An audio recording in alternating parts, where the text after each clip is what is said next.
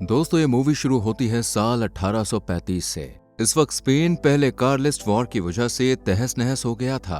इसी बीच हम कुछ सोल्जर्स को देखते हैं जो यहाँ से गुजर रही गाड़ी को रोककर कुछ लोगों को पकड़ लेते हैं। और जब इनकी गाड़ी चेक करते हैं तो पता चलता है कि इनकी गाड़ी में चोरी का बहुत सारा सामान रखा हुआ है। इतने में गांव का गवर्नर भी यहाँ पे आ जाता है और इन सब लोगों को एक लाइन में खड़ा करके मौत की सजा सुनाता है। लेकिन इन्हें मारने से पहले प्रीस्ट को यहाँ बुलाया जाता है ताकि वो इन सबके लिए प्रेयर कर सके।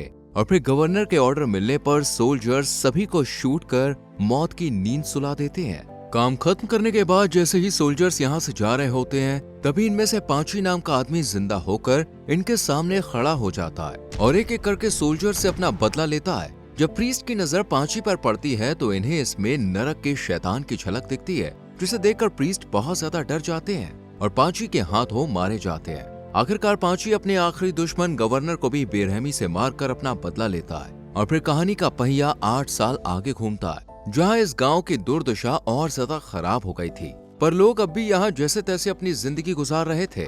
एक दिन अल्फ्रेडो नाम का एक सरकारी आदमी गांव में कदम रखता है और होटल के मालिक से पांची के बारे में पूछताछ करने लगता है, जिस पर गांव वाले कहते हैं कि उसका घर शैतान का अड्डा है, वहाँ जाना खतरे से खाली नहीं है। दरअसल सभी सोल्जर्स को मारने के बाद से ही पांची यहाँ लोहार बनकर अकेले रह रहा था। होटल का मालिक इसे रहने के लिए एक कमरा दे देता है और अल्फ्रेडो अगले दिन बिना डरे पांची के घर की तरफ निकल पड़ता है। कुछ देर में ये पांची के खौफनाक घर पहुंच जाता है, जिसके दरवाजे के पास लोहे की नुकीली कीलें लगी हुई थी। इसके बाद हमें पांची को दिखाया जाता है जो एक कील को पिघलाने में लगा हुआ था। ये इस काम में इतना खो जाता है कि हथौड़े को ही तोड़ देता है। और फिर सीन शिफ्ट होता है यूजू नाम की एक अनाथ बच्ची पर, जो जंगलों में अपनी डॉल के साथ खेल रही थी। पर तभी दो बिगड़ैल बच्चे आकर यूजू को तंग करते हुए कहते हैं कि तुम्हारी माँ ने अपनी जान खुद ली, इसलिए वो हेल में सजा भुगत रही है। गुस्से में यूजू इन्हें मारकर भागती हुई पांची के घर के बाहर आ जाती है और बच्चे भी इसे फॉलो करते हुए यहाँ आ जाते हैं और डॉल का सर अलग कर पांची के घर में फेंक देते हैं। यूजू टूटी गुड़िया को लेकर चर्च में आ जाती है क्योंकि ये यहीं रहती थी।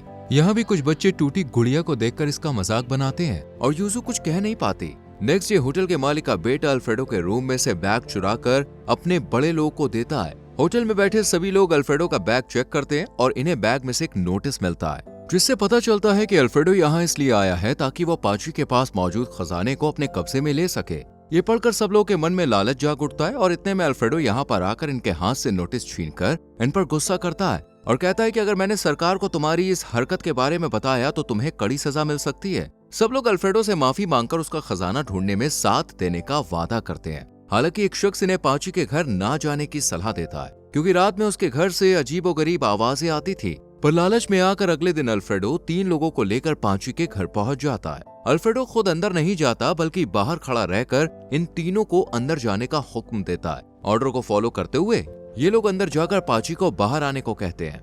पहले तो पांची घर के अंदर से ही इन्हें वार्न करते हुए यहाँ से जाने को कहता है, पर जब ये नहीं मानते तो फिर पांची खुद बाहर आकर इन सब पर हमला कर देता है। पांची से अपनी जान बचाने के लिए 2 लोग यहाँ से भाग निकलते हैं, पर तीसरे साथी का पैर पांची के बिछाए गए जाल में फंस जाता है, जिससे आजाद होना नामुमकिन था। पांची से बड़ी बेरहमी से मौत की नींद सुला देता है और फिर इसकी बॉडी को खींचकर घर के अंदर ले जाता है और घर के अंदर से बहुत ही डरावनी आवाजें सुनाई देती है। इसी बीच यूजू अपनी टूटी गुड़िया का सर लेने के लिए पांची के घर में दाखिल होती है। सर ढूंढते ढूंढते ये एक पिंजरे के पास पहुंचती है जिसमें एक बच्चे को कैद करके रखा गया था। ये यूजू से मदद मांगता है। यूजू भी तरस खाकर इसके पिंजरे को खोलकर इसे आजाद कर देती है और ऐसा करते ही ये बच्चा एक नरक के शैतान सर्टेल में बदल जाता है। सर्टेल यूजू को त्रिशूल से मारने ही वाला होता है कि तभी पांची यहाँ पे आकर सर्टेल को रोकने की कोशिश करता है, पर सर्टेल चालाकी से यूजू को लेकर यहाँ से भागने लगता है। पर घर के बाहर निकलने से पहले ही इसका पैर एक ट्रैप में फंस जाता है और ये यूजू को लेकर जमीन पर गिर पड़ता है। पांची जल्दी से आकर सर्टेल का एक सींग काट देता है और फिर जब यूजू को देखता है तो वो बेहोश होती है। इतने में होटल के मालिक का बेटा बेनेटो पांची के घर के पास यूजू को ढूंढने आता है और इसे यहाँ यूजू की डॉल दिखती है। बेनेटो जब अंदर दिखता है तो इसे पांची यूजू और सर्टेल को अंदर ले जाता हुआ नजर आता है। ये देखकर बेनेटो काफी घबरा जाता है और जल्दी से अपने घर आकर सबको यूजू के बारे में बताता है। यूजू को पांची के चंगुल से बचाने के लिए अल्फ्रेडो पांची के घर जाने का फैसला करता है और इस काम में गांव वाले भी इसे फुल सपोर्ट करते हैं। कुछ देर में यूजू होश में आ जाती है, जिसे पांची ने एक कमरे में रखा हुआ था और सामने सर्टेल पिंजरे में कैद था, जिस पर पांची बहुत ज्यादा जुल्म कर रहा था। इसने सर्टेल को इसलिए कैद करके रखा था ताकि वो किसी को नुकसान ना पहुंचाए। सर्टेल क्रॉस को देखकर बहुत डरता है और पाची से कहता है कि मैं तुम्हारी आत्मा को अपने साथ नरक में ले जाऊंगा। साथ ही ये पाची को एक सौदे के बारे में भी याद दिलाता है और यहाँ पता चलता है कि पाची ने अपनी पत्नी से आखिरी बार मिलने के लिए सर्टेल के साथ एक डील की थी। पाची ने सर्टेल से कहा था कि वो मरने से पहले अपनी पत्नी से मिलना चाहता था और उसके बाद वो अपनी आत्मा उसे सौंप देगा। इसलिए शुरुआती सीन में पाची मरने के बाद वापस जिंदा हुआ और सर्टेल ने इस पर अपना कब्जा जमा लिया। ये नजारा देखकर यूजू बहुत डर जाती है। इतने में पाची यूजू के पास आता है और देखता है कि यूजू के पैर में चोट लगी हुई है। पाची से सर्टेल के पास लेकर पहुंचता है जो अभी भी पिंजरे में कैद था। पाची यूजू को बताता है कि शैतानों को घंटी की आवाज कमजोर बनाती है। साथ ही पाची जमीन पर चने गिराकर यूजू को समझाता है कि अगर शैतान के सामने चने गिरा दिए जाएं तो खुद को चने गिनने से रोक नहीं पाता है। यूजू सर्टेल से पूछती है कि क्या तुम मेरी माँ को नरक से वापस ले आओगे। इस पर सर्टेल हंसते हुए बताता है कि एक बार जो आत्मा नरक में गई उसका धरती पर वापस आना नामुमकिन है। वो जिंदगी भर नरक की आग में झुलसती रहती है। इसके बाद पाची यूजू को घर जाने को कहता है और खुद यूजू को बाहर गेट तक छोड़ने के लिए आता है और देखता है कि सामने से बहुत सारे गांव वाले उसके घर की तरफ आ रहे हैं। गांव वाले पाची पर बहुत गुस्सा होते हैं क्योंकि उन्हें लग रहा था कि उसने यूजू को किडनैप करके अपने घर में रखा था। इसी गुस्से में ये लोग पाची को मारने लगते हैं और फिर चर्च का फादर एक ऐसा खुलासा करता है जिसे आज तक कोई नहीं जानता था।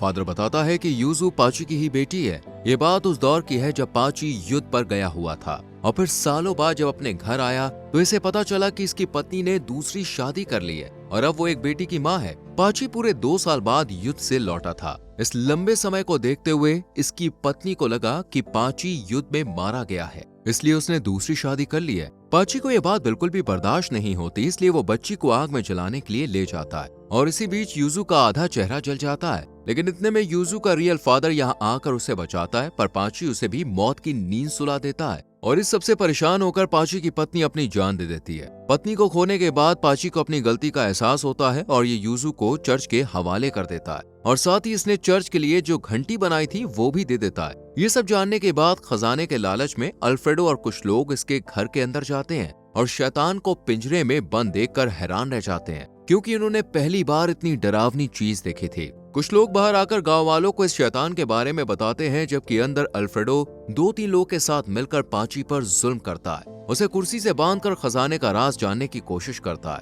लेकिन इस बात से अनजान होता है कि यूजू भी यहीं मौजूद है और छुप कर ये सारा तमाशा देख रही है। अल्फ्रेडो की बात सुनकर सर्टेल इसे कहता है कि अगर तुम मुझे इस पिंजरे से आजाद कर दोगे तो मैं तुम्हें खजाने के बारे में सब बता दूंगा। खजाने का नाम सुनकर अल्फ्रेडो सर्टेल के पास उसका नाम लेता है। अपना नाम सुनकर सर्टेल बहुत हैरान होता है क्योंकि कोई भी आम इंसान उसका नाम नहीं जानता था। इस पर अल्फ्रेडो अपनी सच्चाई बताते हुए कहता है कि मैं नरक का राजा हूँ जो पाची की आत्मा को लेने आया हूँ। तुमने पाची के साथ सौदा करके नरक के रूल्स को तोड़ा है, इसलिए न सिर्फ तुमसे तुम्हारा काम ओहदा छीन लिया गया है बल्कि तुम्हें सजा के तौर पर 5000 सालों तक गर्म पानी में उबलने की सजा भी सुनाई गई है। ये सुनकर सर्टेल शैतान काफी डर जाता है और नरक के राजा अल्फ्रेडो से माफी मांगता है, लेकिन अल्फ्रेडो इसे माफ नहीं करता। अल्फ्रेडो को सिर्फ और सिर्फ पाची की आत्मा चाहिए थी, इसलिए वो पाची को फंदे पर लटका देता। ये देखकर यूजू भी काफी घबरा जाती है और किसी तरह पाची को बचाने की कोशिश करती है। यूजू को जैसे ही पास में रखी घंटी दिखती है वो इसे जोर जोर से बजाना शुरू कर देती है।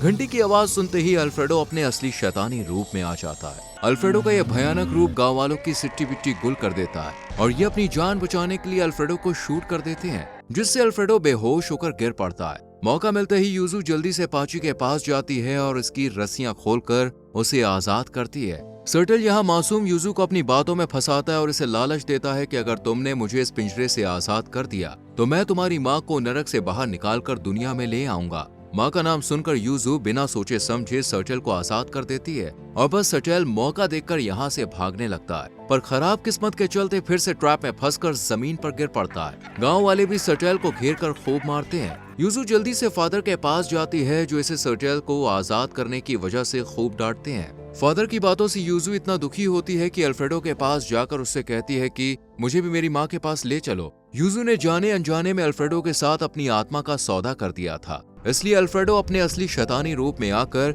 यूजू की आत्मा को अपने साथ नर्क की दुनिया में लेकर चला जाता है। यूजू को जाता देखकर पाची को बहुत ज्यादा दुख होता है और यूजू को वापस दुनिया में लाने के लिए सर्टेल से कहता है कि अब तुम मुझे भी नर्क में ले जाओ ताकि मैं यूजू की सोल को वापस दुनिया में ले आऊं। पाची सोने की घंटी लेकर नर्क के दरवाजे पर दस्तक देता है और अंदर का नजारा काफी दर्दनाक होता है क्योंकि अंदर आग ही आग थी जिसमें बुरी आत्माओं को आग के दलदल में फेंका जा रहा था। जैसे ही पाची को यूजू की आत्मा नजर आती है ये उसके पास जाकर उसके गले लग जाता है। ये दोनों यहाँ से निकलने की कोशिश करते हैं पर नर्क का राजा इन्हें पूरी ताकत से नर्क के अंदर खींचने की कोशिश में लग जाता है। इसी बीच यूजू चने का जार उठाकर सारे चने इस शैतान की तरफ फेंक देती है जिसे नर्क का राजा गिनने लगता है और इसी मौके का फायदा उठाकर सर्टेल यूजू की आत्मा को दुनिया में ले आता है। जबकि पाची अपना पैक्ट पूरा करने के लिए सोने की घंटी लेकर नर्क के अंदर चला जाता है और मूवी यहीं खत्म हो जाती है। तो दोस्तों कैसी लगी आपको ये मूवी?